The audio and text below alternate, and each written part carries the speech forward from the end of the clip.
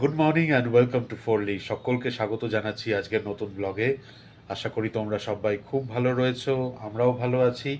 এখন ঘড়িতে বাজে সকাল 7টা। বেবোদের আজ থেকে স্কুল ছুটি পড়ে গেল, পরীক্ষা হয়ে ছুটি পড়ে গেল, মানে একটা সপ্তাহ ছুটি থাকবে এই কটা দিন আজ থেকে। আর তারপরে আসছে সপ্তাহটা পুরোটা ছুটি থাকবে। আর স্কুল খুলবে সেই তারপরে সোমবার, 24 তারিখ। আর সেই জন্যে মা আর ছেলে এখনও ঘুমাচ্ছে, ডাকিনি তাদের। এই 8টা নাগাদ গিয়ে ডাকবো, ঘুম থেকে উঠবে, তারপর চা খাওয়া এসব তো হবেই। আর বেবো যখন বাড়িতে, তখন তার মাকে সে চা বানাতে দেবে না, সেই বানাবে। এ তো এতদিনে তোমরা জেনেই গেছো। এই আর কালকে তো লগে দেখতেই পেলে কতটা কি মজা হয়েছে আমাদের। বাইরে খাওয়া দাওয়া প্লাস বাড়িতেও নিয়ে এসেছিলাম শর্মিষ্ঠা, যাতে একটু মানে একটা বেলা হলেও রিলিফ পায় রান্নার থেকে। এই বেবোর দিক থেকে তো এখন নিশ্চিন্ত যে পরীক্ষাটা শেষ, কিন্তু শর্মিষ্ঠার এখনও চাপ কমতে 1 মাসের মতন টাইম তো লাগবেই, যতদিন না ক্লাস 10-এর বোর্ডস পরীক্ষা শেষ হচ্ছে। আর শুধু তো 10 না, 8, 9 এই ক্লাসগুলো রয়েছে, তাদেরও সমস্ত ফাইনাল পরীক্ষা এবার শুরু হবে। বেবোদের পরীক্ষাটা অনেক তাড়াতাড়ি হয়ে গেল, ওদের স্কুল থেকে কন্ডাক্ট করলো। এতটা তাড়াতাড়ি পরীক্ষা হয় না, মোটামুটি পরীক্ষা এই সমস্ত ফেব্রুয়ারি এন্ড থেকে শুরু হয়, বা মার্চের মিডল অবধি চলে, এরম হয়। তো যাই হোক, বেবোদের স্কুল মানে আর পার্টিকুলারলি ক্লাস 11-এরটা তাড়াতাড়ি কন্ডাক্ট করিয়ে দিল। জানা নেই আমার রিজনটা কী এর পেছনে। তো যাই হোক, বেবোর দিক থেকে এখন টেনশন ফ্রি।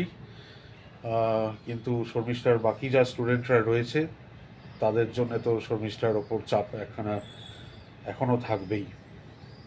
এই যা সবাই খুব ভালোভাবে পরীক্ষা দিক, ভালোভাবে পাশ করে বেরোক, এটাই ঠাকুরের কাছে প্রার্থনা। কারণ তাহলেই শর্মিষ্ঠার যা পরিশ্রম ওদের জন্য, সেটা সার্থক হবে।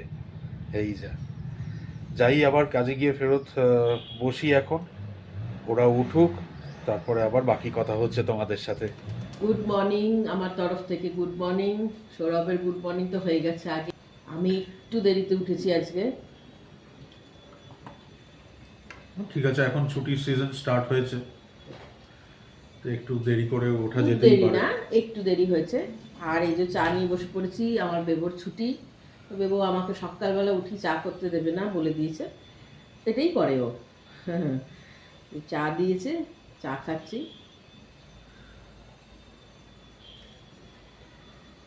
আর প্রিয়াঙ্কা কেমন আছো? কালকেও কমেন্ট করেছিল, এখনও ইনফেকশনটা রয়েছে, কমে যাবে 1-2 দিনে, কমে যাবে এটা। আর রোদ্রে বেরোবে না, বাড়িতে থাকবে রেস্টে, ঠিক হয়ে যাবে। শিলা দিদি ভাই কীরকম ঘুরলে, লিখবে কি কি দেখলে। তুমি আগেও গেছো বলেছো। বেবরও যাওয়ার খুব ইচ্ছা, দেখি কখনো সময় সুযোগ। এখন এখন তো যা পড়াশোনার চাপ বেড়ে যাবে। এখন 12-এ হবে না। কালকে ঈশাদি একটা কমেন্ট করেছে, মানে আমাদের রাত্রে, ওদের দিন, যে সেদিন তুমি বলেছো না যে পেট খারাপ হলে মাটন কষা আর হলুদ পোলাও। ঈশাদি বললো তোমার এত জ্ঞান, সেটা তো আমি ভ্যালু দিচ্ছি না। মাটন কষাটা কিন্তু মানে একদম মানে টাইট হতে হবে জিনিসটা, ঝোল খেলে হবে না।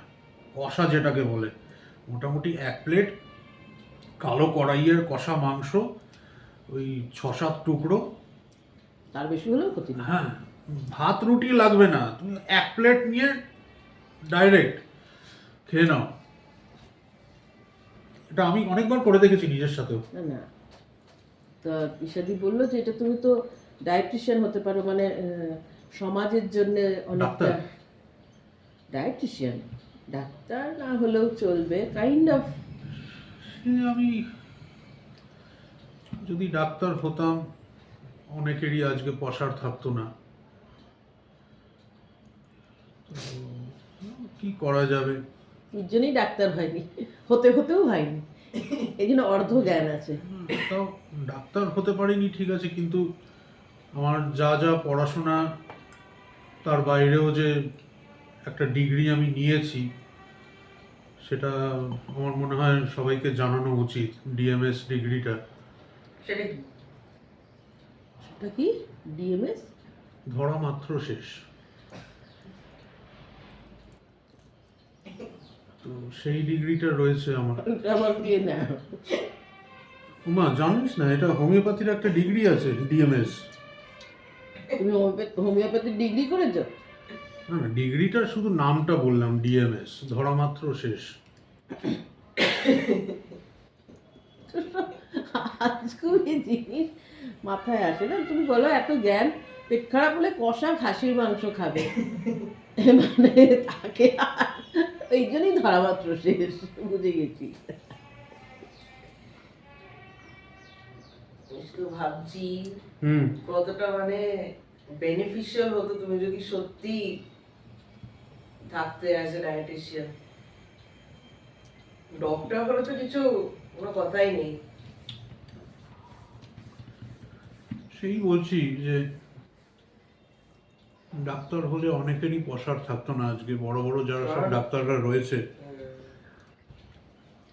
না, আমি তো বলবো তুমি ডায়েটিশিয়ান হিসাবে আরো বেশি মানে তোমার ফাংশনালিটিটা হতো, কারণ মানে কি বলবো, তোমার খাবার নিয়ে এত নলেজ। এক্সপেরিমেন্ট। খাবার থেকে মনে পড়লো, হুম।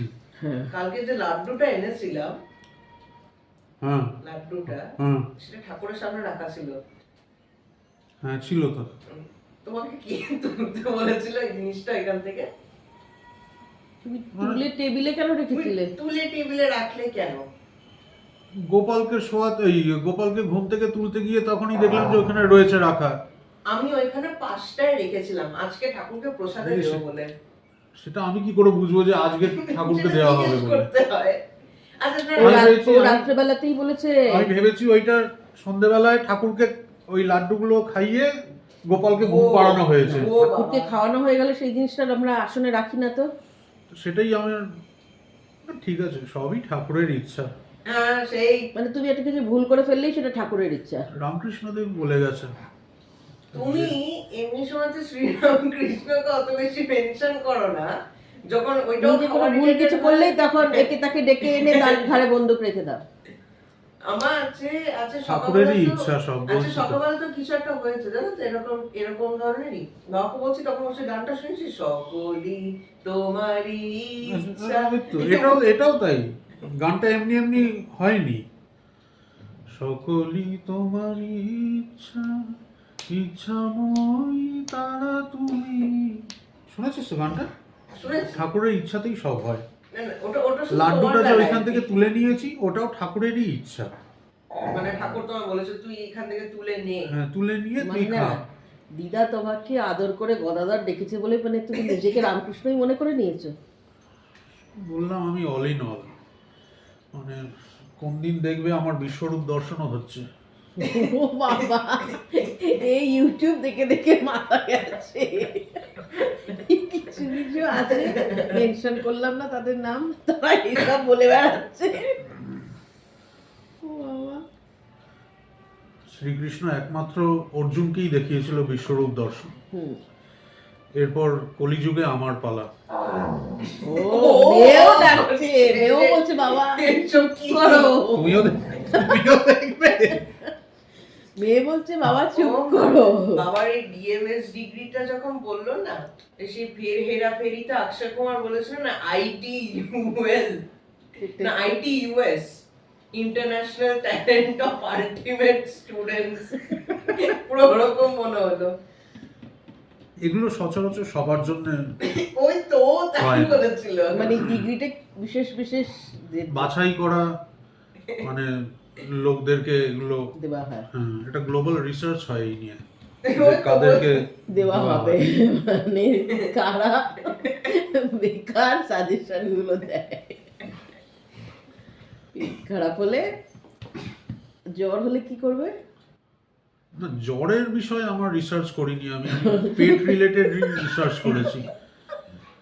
মানে কোন খাবারটা খেলে তুমি পেট ঠিক থাকবে। পেট ঠিক থাকবে, প্লাস একটা সেলফ স্যাটিসফ্যাকশন আসবে তোমার। মানে শুধু ওই খাওয়া নিয়ে। হুম, হুম। জ্বরের মধ্যে আগের দিন যেরকম বললাম, ওই চিকেন স্টু ওপরে বাটার দিয়ে কড়া করে ব্রেড টোস্ট, তখন এসব অয়েল ফয়েল খেতে বারণ করে। হ্যাঁ তখন বাটার দিয়ে কাজ চালাতে হয়। বাবা বাবা, মানে অয়েলটাও মানে বাটারটাও কাইন্ড অফ অয়েলি। শোন আমি তো দেবো। দেখতে পাচ্ছি না ওটা অয়েল, আমি তো জিনিসটাকে সলিডই দেখছি। না না না, না যখন না, ওটা ডিগ্রিটা কি তোর আছে? হ্যাঁ, ও হ্যাঁ, অবুজের মতো কথা অবশ্যই বলে কথা যাচ্ছে। কথা বলিস কেন? ডিগ্রিটা বাবার আছে, বাবা বুঝবে। তাই তো, এইসব বিষয় একটা নিয়ে তর্ক ক্লিনিক করে খুলে না দেবো। কেউ।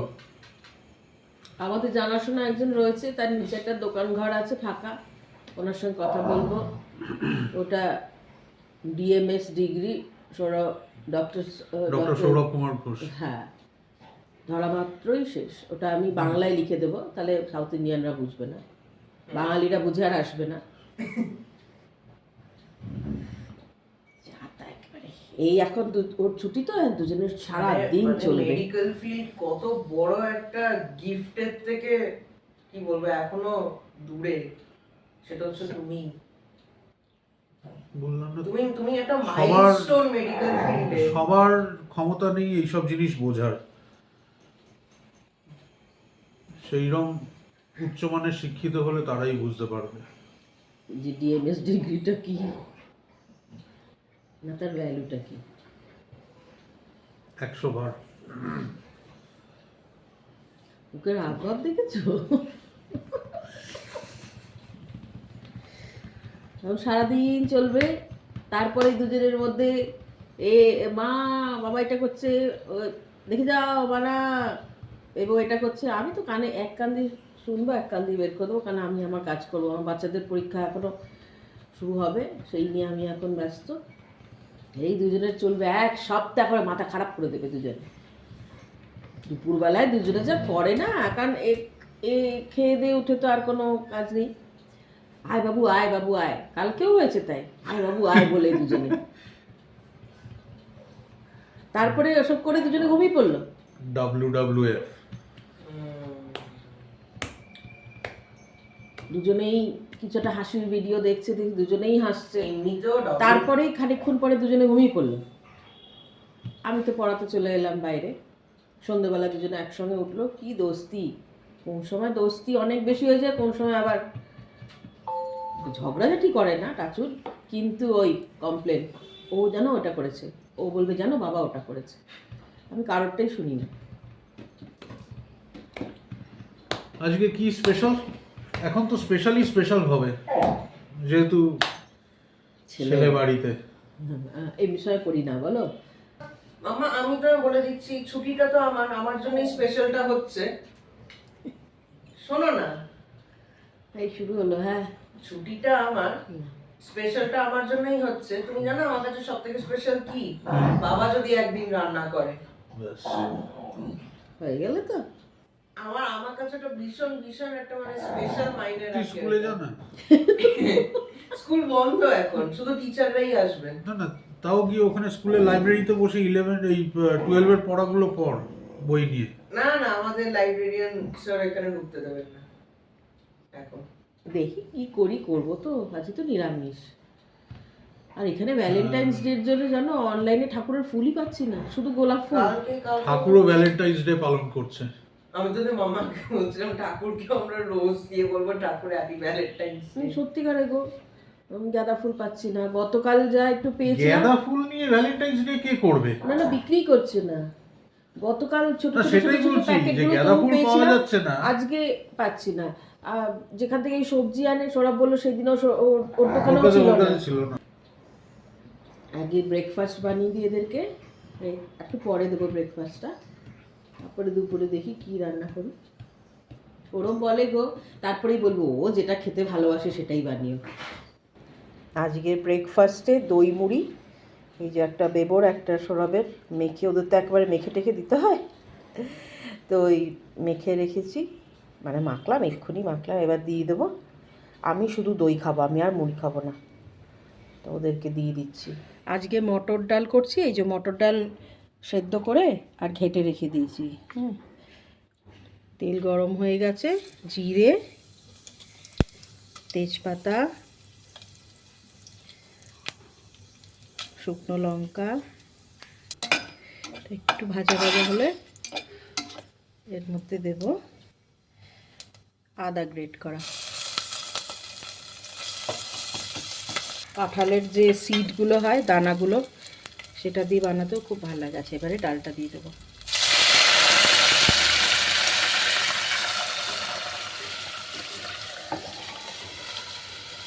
এর সাথে আর একটা জিনিস বানাচ্ছি, সেটা দেখাবো। আচ্ছা, এর মধ্যে কাঁচা লঙ্কা চিড়ে রেখেছি, ওগুলো দিয়ে দিলাম। নুন দেবো, এখনো দিইনি।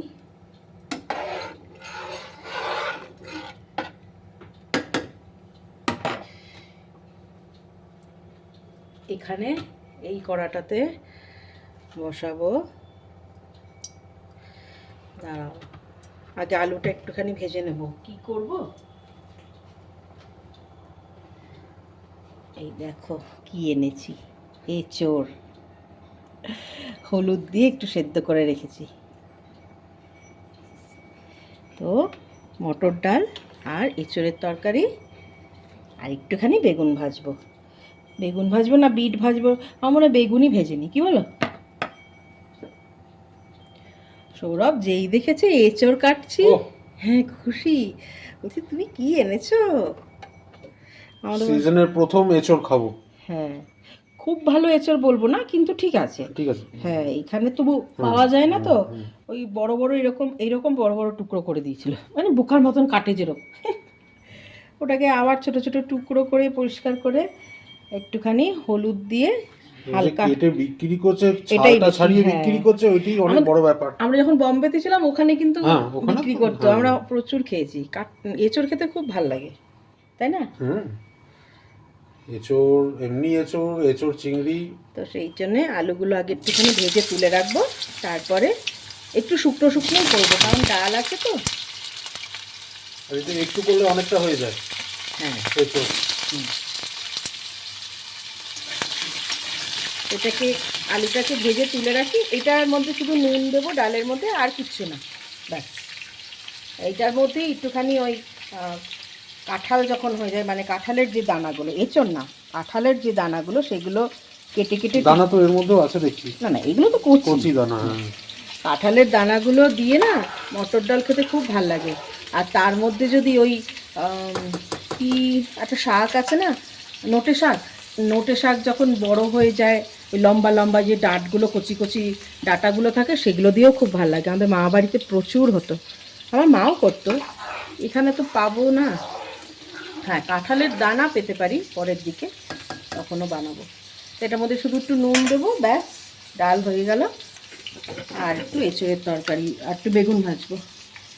বেগুন ভাজাটা আমাদের খুব ফেভারিট, তো অল্প তেলে চাপা দিয়ে দিয়ে ভাজবো,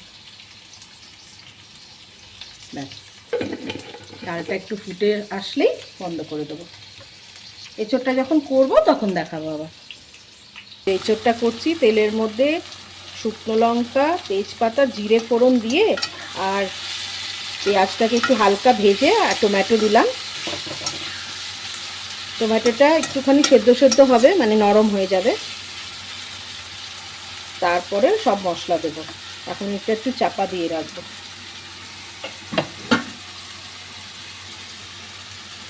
তাহলে টমেটোটা একটুখানি সফট হয়ে যাবে।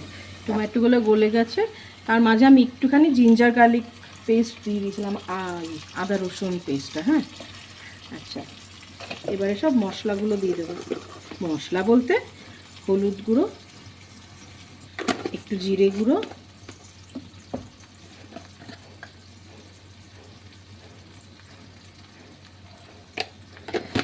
আর লঙ্কা গুঁড়ো। তারপরে মশলাটাকে ভালো করে কষিয়ে, আর যে ভাপিয়ে রেখেছি এঁচোড়টা, সেটা দিয়ে দেবো, আলুটা দিয়ে দেবো, ব্যাস। কষিয়ে ভালো করে তারপরে একটু অল্প জল দেবো।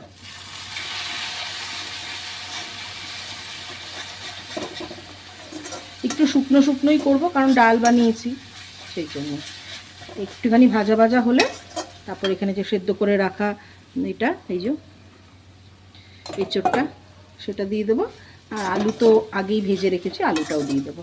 নুনটা এক্ষুনি দিচ্ছি না, একটু পরে দেবো। মশলাটা ভাজা ভাজা হতে এই যে ভাপিয়ে রাখা এঁচোড়টা দিয়ে দিয়েছি। এবারে এর সঙ্গে একটু মশলাটার সঙ্গে মিক্স করে নেব, আর আলুটা দিয়ে দেবো, দিয়ে ভালো করে কষিয়ে আর সামান্য জল দিয়ে চাপা দিয়ে দেবো। আর নামানোর সময় গরম মশলা ঘি যেরকম দিই ব্যাস, যেরকম দেখিয়েছিলাম মটর ডাল আর এঁচোড় আর একটুখানি বেগুন ভেজেছি, একটু অল্প একটু ভেজেছি, মানে এক টুকরো করে হবে ওই রকম।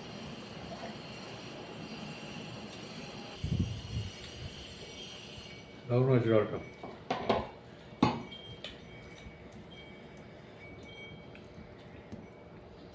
এনে হবে হুম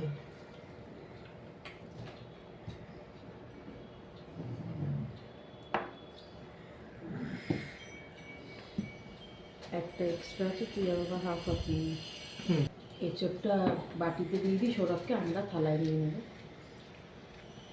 হুম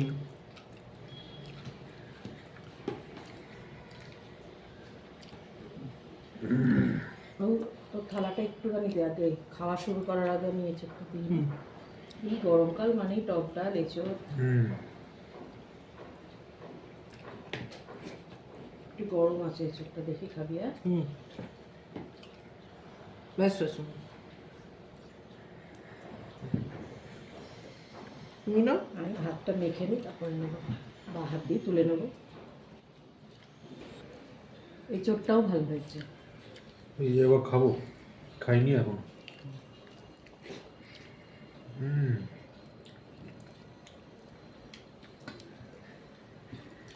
দারুণ হয়েছে।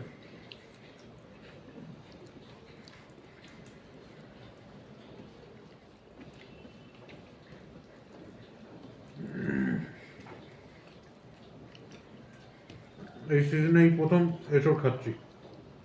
এখন সত্যি উঠছে।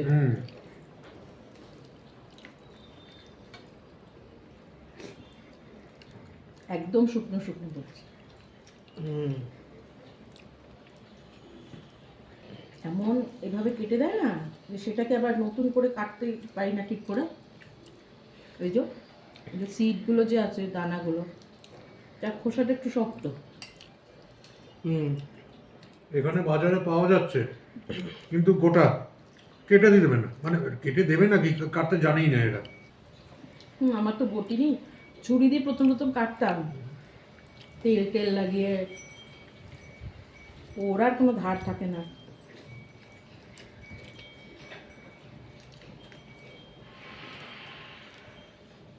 এর জন্য অনলাইনে যা পাই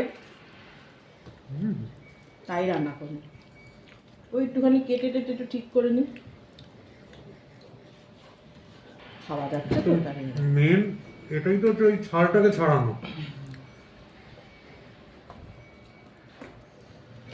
এখানে যদি এই ছালটাকে ছাড়িয়ে বিক্রি করে তাহলে নিয়ে আসা যায়, কিন্তু এরা তো জানেই না যে ওটা কিভাবে করতে হয়। বম্বেতে ওরকমই করতো, উপরে খোসাটা ছাড়িয়ে দিয়ে 4 টুকরো যে যেরকম নেবে করে দিত। এই গরম পড়ছে, এবারই পান্তা ভাত। ও ভালোবাসো তোমরা পান্তা ভাত খেতে? আমরা বেশ ভালোবাসি। এরকম দুপুরবেলা ভাত করে রেখে দেবো, জল ঢেলে আলু ভাজা দিয়ে, আলু চোখা দিয়ে, যাই হোক। আগের বার যা গরম পড়েছিল ব্যাঙ্গালোরে, প্রচুর পান্তা ভাত চুটিয়ে খেয়েছি। বেবও খায়, কিন্তু বেবো জলটা খায় না, আমি আবার জলটা খাই। আমরা আলুর চপ দিয়েও পান্তা ভাত খেয়েছি। আমাদের মা বাড়িতে এটা ব্রেকফাস্টে, মানে আগের দিন ভাত থেকে গেলে মাসিরা খাবেই, তার সাথে আমিও খেতাম। অনেকেই ওরকম খায় আলু সেদ্ধ দিয়ে আগেকার দিনে, এখনো হয়তো অনেকেই করে, সবসময় না ভাতের মধ্যে একটা দুটো গোটা আলু দিয়ে দিত, ওটা সেফার সাইড। কারণ অনেক সময় দেখা গেছে খাওয়া হয়ে গেছে, তারপর হয়তো কেউ একটা বাড়িতে এসছে আত্মীয় স্বজনকে, তাকে কি দেবে, ওইটুখানি আলু সেদ্ধই মেখে ভাত দিয়ে ডাল দিয়ে দিল। কারণ ডালটা তো বড় করে হবেই, বড় করে মানে বেশি করে। এখনকার দিনে তো ওইরকম না, এখন তো হোটেল রেস্টুরেন্ট অনেক আছে, পাট করে অর্ডার দিয়ে দিল, যাই খাওয়া শেষ কমপ্লিট। এবারে এই যে সিটগুলোর একটু এগুলো রয়ে গেছে, আদারওয়াইজ খেতে ভালো হয়েছে। দারুণ হয়েছে, দারুণ খেলাম। দেবে এটা দারুণ খেয়েছি। তারপর একটু বসবো, পড়তে আসবে। আমাদের ডিনার কমপ্লিট। আজকের ব্লগটা আমরা এখানেই, আমি চেষ্টা করছি বলার, সৌরভই বলুক, আমি পারি না গো বলতে। আমাদের ডিনার কমপ্লিট, আর ব্লগটাকে আজকে এখানেই এন্ড করছি। কাল আবার দেখা হচ্ছে তোমাদের সাথে আরেকটা নতুন ব্লগে। আর আর সবাইকে হ্যাপি ভ্যালেন্টাইন্স। ও হ্যাঁ, কারেক্ট, সবাইকেই বলছি, কারণ সবাই সবাইকে। আমাদের ভ্যালেন্টাইন। তোমরা, আমার ছেলেও। তোমাকেও বলছি আমি হ্যাপি ভ্যালেন্টাইন্স ডে। আমি বললাম বলে মনে মনে পড়লো, আমার ছেলে আগেই আমাকে উইশ করে আমি দিয়েছে। আগে থেকেই লাল পরে রয়েছি ওই জন্যে। খালি ঢপবাজি কথা, খালি বাজে কথা বলে গো। হ্যাঁ, এমনি সকাল থেকেই পড়ে আছে, না বিকেল থেকে পড়েছে মনে হয়, মনে নেই। আমার ছেলে আমাকে উইশ করে দিয়েছে, তখনও করেনি গো, এখন অন অন ক্যামেরা। ক্যামেরা আমি প্রুফ রেখে সব কাজ করি আমি। চালাক।